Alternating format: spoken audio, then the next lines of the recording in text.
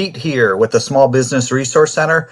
Just wanted to share some information that I've used in the past to try to get business, keep things organized, and also make things free. If you're working on Facebook, LinkedIn, Twitter, anywhere, almost everybody has a Facebook page nowadays. But for the majority of people, they don't have a Facebook page. It can keep most of your people organized. Basically, it's by creating a Facebook event. If you're on your business page or a personal page, there'll be an events link. Once you click the events link, you can create event. I recommend having some type of image because it makes it easier for people to find the event.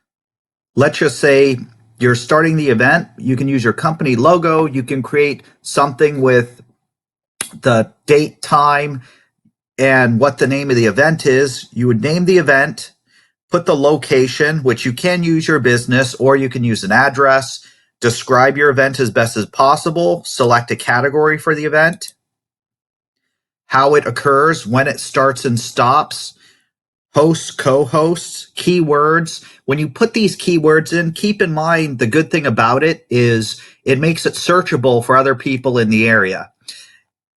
If you need volunteers, you can basically put anything you want. You can have tickets. You can actually make it free.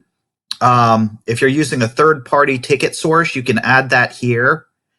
You can make it so people can post or only admins can post. Usually I would recommend allowing everyone to post just because people like a little bit of interactiveness. And then publish. Once your event is published, you probably have noticed this yourself. What actually happens is during the event, you can post updates. Everyone will see it. You don't have to send anything out. And also people in the area, they'll get reminders. It'll say, hey, your friend is going to this event. Pops up on their feed. Other people who are looking for the event, like what you have to offer, that will also be there. So they'll be able to see that and they'll say, wow, this is an event, something they're looking for. And you could potentially get other people signing up for your event or going to your event without knowing who they are and without paying. That's a nice thing about having a Facebook event, and it's completely free. I think if you sell tickets, they do take a little bit of money, but if the tickets are free or you're doing a free training, there's no cost to do it. Pete Gustis, Small Business Resource Center. Like, subscribe, comment, and share this video with your friends. How to make a Facebook event.